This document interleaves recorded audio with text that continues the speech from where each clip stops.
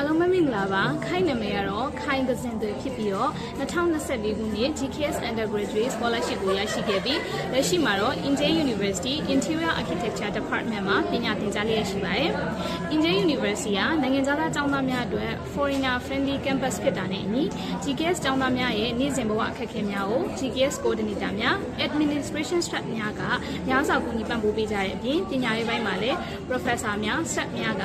နိုင်ငံခြားသားကျောင်းသားများကိုအမြဲနွေးနွေးထွေးထွေးနဲ့ welcome လုပ်ပြီးကူညီပေးကြခြင်းဟာပညာသင်ကြားရာမှာ international student တယောက်အနေနဲ့အလွန်ပဲတက်တောင့်တတာဖြစ်စေပါတယ်။ဒါအပြင် GKS ကျောင်းသားများအတွက်နှစ်စဉ် cultural experience program များကိုစနစ်တကျစီစဉ်ကျင်းပပေးတဲ့အတွက်ကြောင့်ကိုရီးယားယဉ်ကျေးမှုကိုပျော်ပျော်ရွှင်ရွှင်လေ့လာနိုင်တဲ့အပြင်ဒီ program တွေကနေတစ်ဆင့် GKS networking ပြုလုပ်ပြီးတငယ်ချင်းကောင်းများအမှတ်တရကောင်းများကိုလည်းဖန်တီးနိုင်ပါတယ်။အထူးသဖြင့်ပညာရေးပိုင်းမှာလည်းမိမိတို့ရဲ့သက်ဆိုင်ရာဘာသာရပ်များကိုတေချာတင်ကြားသိယူနိုင်တဲ့အပြင်မိမိရဲ့ဝါသနာမိမိရဲ့စိတ်ပါဝင်စားမှုနဲ့ကိုက်ညီတဲ့ရွေးချယ်ပါဝင်နိုင်တဲ့ comparative program တွေကိုများစွာကျင်းပပြုလုပ်ပေးတဲ့အတွက်ကြောင့်တောင်ကိုရီးယားများကျောင်းသားများနဲ့အတူပူးပေါင်းပါဝင်မိမိရဲ့ language ability,